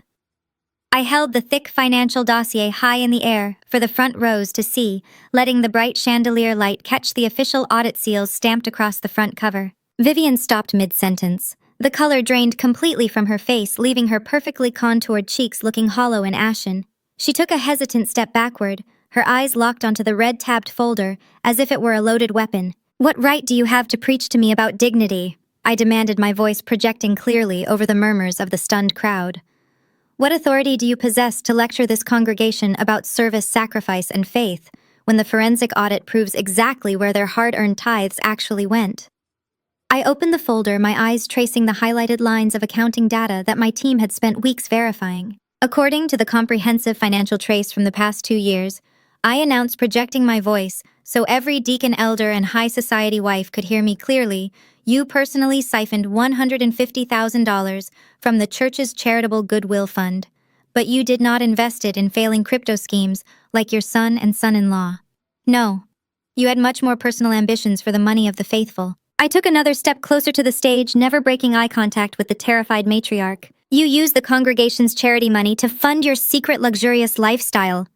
I continued, my words striking like physical blows. "You spent the widow's tithes and the building fund donations on authentic Hermes Birkin bags. You used the youth ministry budget for premium Beverly Hills Botox treatments and extensive cosmetic procedures. And worst of all, Vivian, you completely emptied the community outreach account to buy a luxury sports car and secure a high-end condo to keep your very private 25-year-old personal trainer completely satisfied and entirely on your secret payroll." The fellowship hall erupted. It was no longer just shock or gasps. It was a visceral, explosive riot of profound betrayal. The wealthy society women, the exact same women who had treated Vivian like royalty, who had hung on her every word and looked down their noses at me for years, began shouting in furious, unbridled outrage. "You stole from us!" a prominent elder's wife screamed, pushing past a mahogany pew and pointing furiously at the stage. "We trusted you. We gave you our savings to help the poor, and you used it on yourself. You are a monster." Another woman heavily involved in the church's fundraising committee threw her program onto the floor. "You hypocrite!" she yelled, her voice trembling with rage. "You judged us for not giving enough while you were bleeding this church dry to pay for a boy half your age." The facade was officially and irreversibly pulverized. The wholly untouchable self-righteous illusion of Marcus's entire family had been ground into absolute dirt. They had built a fortress of moral superiority, and I had just detonated the foundations. Vivian looked out at the furious mob of her former disciples, her hands covering her face as the devastating reality of her complete public ruin finally set in. She had nothing left. No wealth, no power, no followers, and absolutely no escape. She sank to her knees on the stage, weeping real tears for the first time in her life, not for the people she had robbed, but for the empire she had lost. I turned away from the stage, leaving Vivian to face the wrath of the congregation she had manipulated for decades. I looked toward the back of the hall, finding my father exactly where he had been standing the entire time. Elias stood tall and unbothered, holding Zion safely against his chest. He looked at me, a deep, silent pride reflecting in his steady gaze. He gave me a single approving nod. The long war was finally over, and I had won. Outside the heavy oak doors, the initial wave of federal vehicles was rapidly joined by local authorities. The deafening, piercing wail of police sirens multiplied, echoing intensely across the sprawling church parking lot and reverberating through the sanctuary walls. The harsh, flashing red and blue lights intensified, cutting violently through the darkness of the evening and blasting through the massive, ornate stained glass windows. The chaotic spinning colors bathed Vivian's terrified face in the frantic, inescapable rhythm of justice, signaling the absolute end of the light and grace dynasty. The heavy boots of the federal agents stomped across the polished marble, drowning out the lingering feedback of the dropped microphone. The lead agent did not flinch at the collective gasp of the congregation. He stepped squarely into the center of the fellowship hall, his badge held high, gleaming under the massive crystal chandeliers. Marcus Banks and Bradley Vance. The agent repeated his voice, slicing through the heavy, terrified air like a serrated blade. You are under arrest for federal wire fraud, embezzlement of charitable funds, and money laundering. You have the right to remain silent. Two agents in dark tactical jackets immediately flanked Marcus. They grabbed him by his expensive, custom-tailored suit jacket and hauled him roughly to his feet. Marcus's legs completely gave out. He hung between the two federal officers like a rag doll, sobbing uncontrollably. The great, untouchable spiritual leader of Light and Grace megachurch was openly weeping, a steady stream of tears and snot ruining his flawless image. He babbled incoherently, begging the agents to let him pray. Begging his mother to call the governor, offering up desperate, pathetic pleas that only disgusted the surrounding church elders even more. Across the room, Bradley Sterling realized that the agents were momentarily focused on securing his brother-in-law. The venture capitalist, the man who had built an entire personality on being the smartest, wealthiest person in any room, suddenly recognized that his money was gone. His leverage was dead, and he was about to spend the rest of his life in a federal penitentiary. Pure animalistic panic took over. Bradley spun on his heel. He shoved roughly past a terrified deacon, knocking the elderly man into a row of padded folding chairs. He scrambled toward the heavy wooden service doors near the catering kitchen, his leather dress shoes slipping wildly on the wet marble floor. He was breathing in ragged, frantic gasps, his eyes wide with the sheer terror of a cornered rat. He just needed to reach the alley. He just needed to get to his car. He never even made it to the kitchen threshold. Elias had been waiting by the perimeter all night, a silent, immovable mountain of a man. My father tracked Bradley's panicked sprint with cold, calculating eyes. As Bradley lunged for the brass handle of the exit door, Elias stepped smoothly into his path. Bradley let out a startled cry, trying to violently shove his way past, but hitting my father was like crashing into a solid wall of reinforced concrete. Elias did not even break a sweat. With a terrifyingly swift, practiced martial arts maneuver, my father grabbed the lapel of Bradley's designer jacket, twisted his hips, and swept his legs squarely behind Bradley's knees. The momentum of the sprint, combined with the flawless leverage, sent Bradley flying through the air. He slammed face first into the hard marble floor with a sickening, heavy crack. A fresh wave of screams erupted from the elite society women nearby. Bradley groaned, rolling onto his side, a thick stream of dark blood already pooling from his busted lip and shattered nose. He clutched his face, whimpering in pain, completely neutralized. Elias stood over him, perfectly calm. My father slowly adjusted the cuffs of his own shirt, casually brushing his large hands together, as if wiping away dirt. "Where do you think you are going, you elitist piece of trash?" Elias growled, his deep voice, carrying a lifetime of quiet dignity and absolute authority. "You do not get to run away from the mess you made." 3 federal agents immediately swarmed the fallen venture capitalist. They pinned Bradley's arms behind his back, the sharp metallic ratcheting sound of heavy steel handcuffs echoing through the hall. They hauled him to his knees. Chloe stood just 10 feet away, her hands covering her mouth in absolute horror. She watched her supposedly superior aristocratic husband bleeding on the floor in federal restraints. She did not take a single step forward to help him. The disgust in her eyes was absolute. She knew her lavish, untouchable lifestyle was completely dead. The congregation was in total uproar. The holy veneer of the megachurch had been completely ripped away, exposing a rotting core of greed and criminality. Donors were shouting furiously at the stage. Church elders were demanding the immediate seizure of the church's remaining bank accounts. Cell phones were out everywhere, recording the spectacular, humiliating downfall of the Banks family. On the stage, Vivian realized she had lost. The federal agents were dragging Marcus toward the main exit, his expensive Italian leather shoes dragging uselessly against the floor. She screamed his name, reaching out a frantic hand, but an agent stepped firmly in front of her, holding up a warning hand. "Ma'am, step back," the agent ordered sharply. "Do not interfere with a federal arrest or you will be placed in cuffs next." Vivian froze, her entire body shaking with a toxic mixture of shock and unbelievable rage. She turned her head, looking out across the sea of angry faces, past the shattered champagne flutes, past the federal agents, until her wild, bloodshot eyes locked directly onto me. Across the room, Patricia was experiencing the exact same catastrophic psychological break. My biological mother watched Bradley, her golden son-in-law, the man who was supposed to guarantee her entry into high society, being frog-marched out the doors with blood dripping down his chin. Patricia's country club dreams, her wealthy social circle, her entire reason for existing, had just been annihilated in less than 20 minutes. Both matriarchs had spent their entire lives treating me like garbage. They had used me, discarded me, and manipulated me to prop up their own fragile egos. They had genuinely believed that I was too weak, too poor, and too insignificant to ever fight back. Now standing in the ruins of their respective empires, facing total public humiliation, complete bankruptcy, and federal prison for their favorite sons, they realized that the scapegoat had engineered their total destruction. They had nothing left but their blind, irrational hatred for me. Vivian let out a guttural, feral scream that did not even sound human. At the exact same moment, Patricia shoved past a group of shocked congregants, her face twisted into a mask of pure, murderous fury.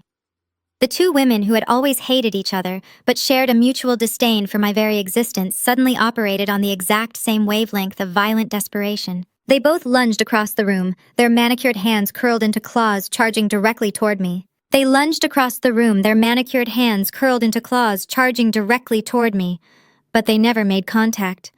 Two federal agents stepped squarely into their path, their hands resting firmly on their tactical belts. The silent, lethal warning was absolute. The sight of the federal badges and the sheer, terrifying reality of the law enforcement presence snapped whatever manic delusion was fueling their rage. The adrenaline driving their attack instantly evaporated, leaving behind nothing but the crushing, suffocating weight of total defeat. Vivian's legs gave out completely. The matriarch of the Light and Grace megachurch collapsed, hitting the wet marble floor with a heavy thud. Her expensive designer skirt pooled around her knees as she scrambled forward, completely abandoning her pristine, holy image. She reached out with trembling, desperate hands and grabbed fistfuls of the fabric of my dress, clinging to my hem, as if I were the only thing keeping her from drowning. She looked up at me, her face a horrific mess of smeared mascara and raw, unhinged panic. "Maya, please," Vivian wailed, her voice tearing through her throat in a pathetic, agonizing sob. "I am sorry. I am so sorry. Please, you have to talk to them. Tell them to take it back. Tell them you made a mistake and withdraw the files. Marcus is your husband. He is the father of your baby. You cannot do this to your own family. You have to save our church." I looked down at the woman who had spent years treating me like dirt on the bottom of her shoe. I did not feel an ounce of pity. I did not feel an ounce of hesitation. I stared down into her wild, pleading eyes with absolute freezing calm. "You do not have a church anymore, Vivian," I stated, my voice echoing clearly over her hysterical sobbing. "You have a federal crime scene. And you did not care about my child having a father when you were actively helping Marcus hide his assets so you could throw me out onto the street with absolutely nothing. You only care about the father of my child right now because he is wearing handcuffs.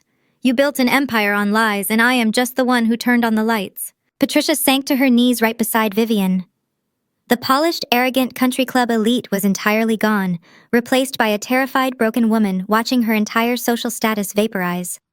She reached up and grabbed my hand, her fingers gripping mine with a desperate, trembling intensity. She fell right back into the only tactic she had ever known, the same toxic emotional manipulation she had used to control me my entire life. "Maya, listen to me," Patricia begged, tears streaming down her carefully powdered face. "Blood is thicker than water. We are your family. You are sending your own husband and your brother-in-law to a federal penitentiary. Do you understand what that means? How are we supposed to hold our heads up in this town? How is this family supposed to show its face anywhere after this? You have made your point. You proved you are smarter. You won. Now please, I am begging you, tell them to withdraw the audit. Withdraw the files before they ruin us permanently." I smoothly but forcefully ripped my hand out of her grip. I took a step back, forcing both of them to stay on the floor where they belonged. "Blood is thicker than water," I repeated, my tone dripping with absolute disgust. "You sold my blood for a VIP seat in this sanctuary. You sold your own daughter to a narcissistic fraud because you cared more about his bank account than my happiness. Do not sit there and pretend you care about family loyalty, Patricia. You only care about your reputation. You are not crying because your son-in-law is a criminal. You are crying because your rich, powerful friends are standing right behind you, watching you get exposed as a pathetic social climbing enabler." I gestured toward the back of the room, where the elite members of the congregation were still gathered watching the scene in absolute horrified silence. The wealthy women Patricia had spent years trying to impress were staring at her with pure, unfiltered contempt. They were already whispering, already distancing themselves, looking at my mother as if she were a toxic disease. "They are never going to invite you to their tables again," I told my mother, ensuring every word struck exactly where it hurt the most. "You backed the wrong horse and you lost everything." Chloe had not moved from her spot against the mahogany pew. She was hyperventilating, staring blankly at the floor as the federal agents finally pulled a bleeding, handcuffed Bradley toward the main exit. She did not look at our mother. She did not look at me. She was entirely consumed by the realization that her luxurious, superior existence was a total mirage, and she was now just the broke wife of a federal inmate. Marcus was fighting the agents, dragging his feet and sobbing loudly as they pulled him down the central aisle. He twisted his neck, looking back at the stage, looking back at the catering table, looking at me. "Maya, please," Marcus screamed, his voice cracking hysterically. "Maya, help me." I did not answer him. I just stood there and watched as the heavy oak doors of the church were pulled open. The flashing red and blue lights from the police cruisers flooded the foyer, illuminating the absolute ruin of the Light and Grace Empire. The agents shoved Marcus and Bradley through the doors and out into the cold night air, the sound of their desperate pleas completely swallowed by the deafening wail of the sirens. Vivian collapsed flat against the marble floor, burying her face in her hands as she wailed in pure agony. Patricia knelt beside her, paralyzed by the sheer magnitude of her social destruction. They were both broken, humiliated, and utterly defeated. I turned my back on them. I walked calmly down the steps of the stage, my head held high, my posture absolute. I walked down the center aisle, past the stunned congregation, past the shattered champagne glasses, and headed straight toward the back of the hall. Elias was waiting for me. My father shifted his weight, holding a sleeping Zion securely against his chest. He looked at the chaos behind me, the weeping women on the floor, the empty space where my husband used to stand, and then he looked at me. His fierce, protective eyes were filled with a profound, unspoken pride. "Let us go home, Maya," my father said softly. I smiled, the first genuine smile I had felt in years. "Yes," I replied gently, placing my hand on Zion's warm back. "Let us go home." They never even made it within arm's reach. Before Elias could even step forward to hand Zion over and place himself between us, the two federal agents stationed near the main exit reacted with terrifying synchronized speed. They stepped squarely into the path of the charging matriarchs, raising their arms and shoving both Vivian and Patricia firmly backward. The physical rejection was absolute and jarring. These were wealthy, privileged women who were completely accustomed to parting crowds with a simple, condescending glance, women who fully expected the entire world to blindly bow at their feet. Being physically manhandled and shoved back by law enforcement shattered the very last remnants of their arrogant delusion. Vivian hit the cold marble floor hard, her expensive, custom-tailored designer skirt bunching up awkwardly around her thighs. The physical impact seemed to knock the manic, violent rage right out of her, instantly replacing it with the crushing, suffocating reality of her inescapable situation. She looked toward the foyer, watching the heavy steel handcuffs clinking against her son's wrists. She looked at the flashing red and blue lights violently painting the sanctuary's stained glass windows. And then she broke completely. The proud, untouchable First Lady of the Light and Grace. Megachurch crawled forward on her hands and knees, entirely abandoning whatever shred of dignity she had left. She reached out with trembling, frantic hands and grabbed the hem of my dress, her perfectly manicured fingers clinging to the fabric like a drowning woman clinging to a life raft. "Maya, please!" Vivian wailed, her voice tearing through her throat in a pathetic, agonizing sob that echoed painfully off the high-vaulted ceilings. "I am sorry. I am so sorry. Please, you have to talk to the agents. Tell them to withdraw the files. Tell them you made a mistake, and it is all a misunderstanding. Marcus is your husband. He is the father of your child, your baby. You cannot send the father of your child to a federal prison. Save our church, Maya. I am begging you on my knees." Right beside her, Patricia dropped heavily to the floor. The polished, arrogant country club elite persona was entirely gone, replaced by a terrified, broken woman, watching her entire social status vaporize into thin air. She reached up and grabbed my hand, her fingers gripping mine with a desperate, trembling intensity. Without a second thought, she fell right back into the only defensive tactic she had ever known. The exact same toxic emotional manipulation she had used to control me my entire life. "Maya, listen to me." Patricia cried, thick tears streaming down her carefully powdered face, carving dark, muddy tracks through her expensive makeup. "Blood is thicker than water. We are your family. You are sending your own husband and your brother-in-law to a federal penitentiary. Do you understand what that actually means? How is this family supposed to hold its head up in this town? How are we supposed to show our faces anywhere after this public disgrace? You have made your point. You proved you are smarter than all of us. You won the war. Now please, daughter, I am begging you, withdraw the audit files before they ruin us permanently. I looked down at the two women groveling at my feet.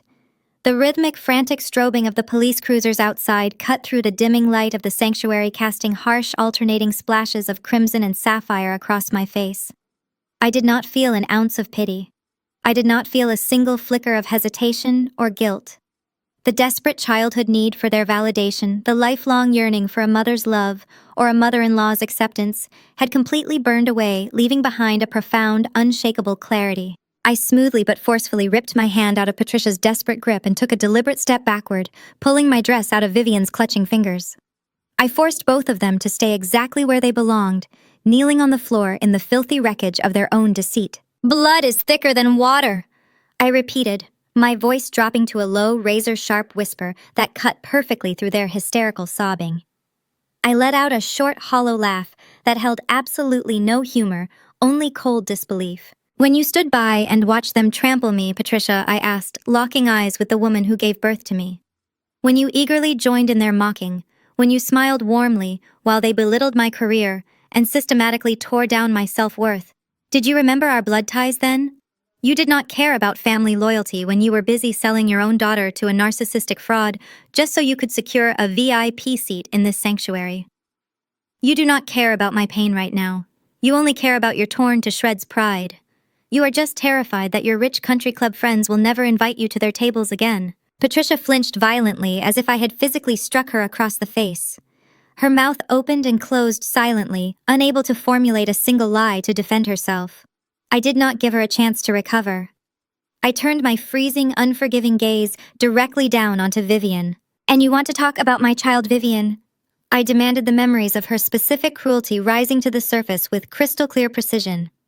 "When you ambushed me in the driveway last winter, when you physically snatched the keys to the car out of my hands because you arbitrarily decided it belonged to Marcus, do you remember what you did next?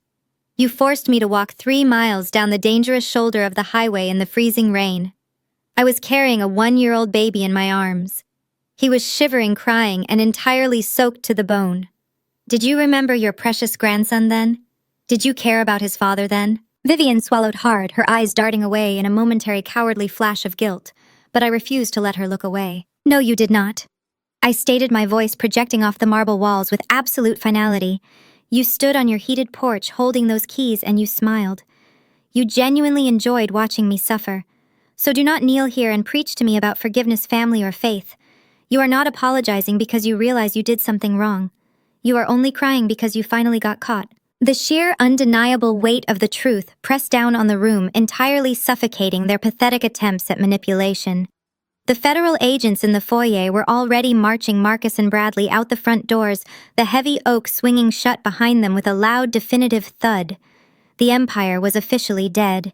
There was no coming back from this, no clever public relations spin or manufactured miracle that could erase the sight of the elite pastors being loaded into the back of a federal transport van. Vivian slumped forward, resting her forehead against the cold marble, her entire body shaking with defeated, broken sobs. She had absolutely nothing left to bargain with. She was a queen without a kingdom, permanently stripped of her wealth, her influence, and her stolen charity money. But I had one final truth to deliver. One last piece of reality to permanently sever the toxic ties between us. "By the way, Vivian," I said, my tone shifting from righteous anger to cold, absolute business. "About that house you thought you were throwing me out of tonight. The one you thought Marcus fully owned and controlled. I bought it. The deed is entirely in my name, legally transferred, fully paid, and completely secured while you were busy counting your stolen donations." Vivian's head snapped up, her tear-stained face contorting in pure, unadulterated shock. She stared at me, her mind completely failing to process the fact that the peasant she had tried to unilaterally evict was now her legal, undisputed landlord. "Tomorrow morning at exactly 8 o'clock, I want you to clear every single piece of your belongings out of my property, Vivian." I ordered, my words ringing with indisputable authority. "If you are not completely gone by the time my lawyers arrive, I will have the local police physically remove you for trespassing." I turned my back on the sputtering, devastated matriarch of light and grace and looked down at my biological mother one last time. Patricia was staring blankly at the floor, completely surrounded by the disgusted, judgmental glares of her former high society friends, who were already whispering about her ruin. "As for you, Patricia," I said, feeling the last invisible chain of childhood obligations snap and dissolve into dust. "Go home. Go hug your precious golden daughter and try to comfort yourselves with whatever is left of your pathetic, broken pride. You are no longer my mother, and I am no longer your scapegoat. We are completely done." I did not wait for a response. I did not need to see their fresh tears or hear another word of their toxic, empty apologies. I turned my back on the weeping women, leaving them to face the absolute ruins of their greed, entirely alone. The flashing lights of the police cars illuminated my path as I walked steadily down the center aisle of the fellowship hall. My posture was straight, my breathing was calm, and my heart was incredibly wonderfully light. I walked straight toward the back of the room, bypassing the whispering congregation and the stunned, terrified church elders. Elias was standing near the exit, a pillar of quiet strength and unwavering support amidst the spectacular chaos. He gave me a slow, profoundly proud smile as I approached. I reached out gently, taking a sleeping Zion from my father's strong arms. I cradled my son against my chest, feeling the steady, reassuring rhythm of his heartbeat against mine. I looked up at my father, the only real parent I had ever known, and we walked out the heavy doors together, stepping away from the deception and out into the cool, cleansing night air. The cool, cleansing night air hit my face, a stark and beautiful contrast to the suffocating, perfumed toxicity of the fellowship hall we had just left behind. But before we could completely clear the massive stone archways of the church entrance, the reality of the destruction I had unleashed spilled out into the courtyard with us. The transition from the holy sanctuary to a federal crime scene was absolute. We walked down the wide, sweeping concrete steps, and the crowd of stunned, whispering congregants instinctively parted for us. No one dared to block my path. The wealthy deacons, the judgmental elder wives, the high society socialites, who had spent the last 2 years looking right through me, now pressed themselves against the stone pillars to give me a wide berth. They looked at me with a mixture of absolute terror and profound shock. The invisible, uneducated bookkeeper had just single-handedly dismantled their entire holy hierarchy. The only sound that punctuated the heavy, tense silence of the parting crowd was the sharp, rhythmic clicking of my heels against the concrete. It was the sound of a woman who had finally found her footing, a steady, unbothered cadence that declared absolute victory. Elias walked a half-step behind me, his massive frame shielding me from the frantic flashing of the red and blue police lights, his strong arms safely cradling my sleeping son. Zion had not even woken up. He was entirely safe, entirely loved, and completely removed from the poison of his father's bloodline. As we reached the edge of the parking lot, a guttural, tearing scream ripped through the chaotic symphony of police radios and revving engines. "Maya. Maya, wait. Please, you have to help me." I stopped, but I did not turn around. I did not even shift my shoulders. Marcus was being violently manhandled toward the back of a heavily armored federal transport van. His designer suit was torn, his silk tie was hanging by a thread, and his face was slick with sweat, tears, and pure, unfiltered terror. The polished, charismatic pastor who had commanded thousands of people with a single whisper was completely gone. In his place was a pathetic, broken coward, thrashing against the unyielding grip of 2 federal agents. He was desperately fighting for a final scrap of leverage, begging the woman he had treated like garbage to somehow save him from the devastating consequences of his own greed. "Maya, do not leave me!" Marcus shrieked, his voice cracking into a pathetic, high-pitched wail as an agent forced his head down to clear the doorframe of the van. "I love you. I am your husband. You cannot do this." The heavy metal door of the transport van slammed shut with a definitive ringing finality, cutting his desperate pleas off mid-sentence. I took a deep breath, letting the crisp, unpolluted night air fill my lungs. I did not look back. I did not cast a single glance over my shoulder at the ruined empire, at the handcuffed men, or at the weeping, destroyed women left behind on the marble floor. I simply kept walking. I walked toward my father's waiting car, stepped into the quiet, safe interior, and watched through the tinted glass as the flashing sirens of my past slowly faded into the distance. The war was over, and the rest of my life was finally ready to begin. The transition from that chaotic, violent night to my current reality feels like waking up from a suffocating nightmare into a brilliantly sunlit morning. I sit back, letting the soft, luxurious embrace of the jade green suede chair envelop me.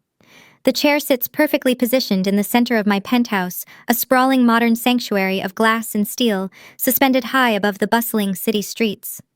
The floor-to-ceiling windows offer a panoramic, uninterrupted view of the skyline, the glittering lights stretching out for miles, a vast empire of opportunity and endless potential. The air in my home is quiet, peaceful, and entirely my own. I slowly swirl the deep ruby liquid inside my crystal glass, taking a slow, appreciative sip of a vintage red wine that costs more than my mother used to spend on a month of groceries. The rich, complex flavors ground me in the present moment, a tangible, delicious reminder of exactly how far I have climbed. The fallout from that night at the church was spectacular, thorough, and completely merciless. The federal government does not play games when it comes to wire fraud and charity embezzlement. The trial was a media circus, a highly publicized, deeply humiliating spectacle that stripped the banks and Sterling families of every last ounce of their manufactured dignity. Today, Marcus and Bradley are no longer wearing custom-tailored Italian suits or giving arrogant speeches about financial superiority. They are wearing identical bright orange jumpsuits, currently counting the days on their respective 15-year sentences in a federal penitentiary. The men who believed they were untouchable gods are now just two more inmate numbers completely stripped of their wealth, their influence, and their freedom. Chloe's desperate attempts to maintain her high society status collapsed instantly. With her assets frozen and her husband locked away, she was forced to move back into my mother's cramped, heavily mortgaged townhouse. The two of them now live together in a toxic, bitter echo chamber, entirely cut off from the country club elite they had worshipped. They spend their days blaming everyone else for their ruin, clutching tightly to their shredded, worthless pride, because it is literally the only thing they have left. But the most poetic, perfectly orchestrated piece of justice belongs to Vivian, the grand matriarch of light and grace, the woman who had stolen hundreds of thousands of dollars from the poor to fund her secret luxury condos and premium Botox injections, completely avoided a prison sentence by turning state's evidence against her own son. But the judge did not let her walk away unscathed. As part of her harsh plea agreement, Vivian was stripped of all her remaining assets, heavily fined, and sentenced to 3,000 hours of mandatory, heavily monitored community service. The woman who used to demand a private green room and sparkling water before addressing her adoring congregation is now legally mandated to wear a mandatory hairnet and a stained plastic apron. She spends 5 days a week standing behind the serving line of a downtown soup kitchen, ladling out cheap, watery stew to the exact same homeless population she used to steal from. Her designer heels have been replaced by non-slip orthopedics. Her perfectly contoured face is constantly slick with the grease and sweat of a commercial kitchen. She is invisible, irrelevant, and forced to perform the actual grueling charity work she had spent her entire life pretending to do. And then there is me. I take another slow sip of wine, looking out over the glittering city skyline. They used to mock me. They used to roll their eyes and call me a simple, uneducated bookkeeper. They threw my career in my face, claiming that balancing ledgers and analyzing spreadsheets was peasant work entirely beneath their elevated, sophisticated stature. Well, I am still typing up ledgers. I am still meticulously analyzing spreadsheets and moving massive amounts of capital. But I am no longer doing it from a cramped, windowless cubicle to survive. I am doing it as the sole founder and CEO of my own independent financial consulting firm. I built a legitimate, towering empire on the exact same skills they tried to use to make me feel small. I took my meticulous attention to detail, my absolute refusal to be intimidated, and my relentless work ethic, and I turned them into a multi-million-dollar enterprise. I control my own wealth. I dictate my own hours. I provide an incredibly beautiful, entirely secure life for my son, a life where he will never have to beg for love or question his worth. Elias visits every weekend, spoiling his grandson and filling my home with the kind of loud, genuine laughter that can only come from a place of absolute safety and profound, unconditional love. Looking back at the trembling, terrified girl I used to be, the girl who desperately craved her mother's approval and blindly trusted a manipulative husband, I feel a deep, resounding wave of gratitude. I am grateful for the pain. I am grateful for the betrayal.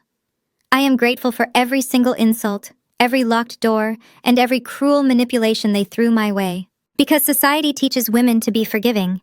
Society conditions us to turn the other cheek, to keep the peace, to accept toxic apologies, and to constantly compromise our own sanity for the sake of maintaining a broken family image. They expected me to break. They pushed me into a corner, stripped me of my resources, and demanded my complete submission. They fully believed that cornering me would force me to surrender. But they were wrong. Sometimes being pushed to the absolute terrifying edge of a dead end is not the tragic conclusion of your story. Sometimes having your back slammed against the wall is the exact catalyst you need to stop running, turn around, and finally fight back with everything you have. The fire they tried to use to burn me alive was the exact same fire I used to forge my own armor. I finished the last drop of wine in my glass, setting the crystal down on the polished marble table with a sharp, satisfying click.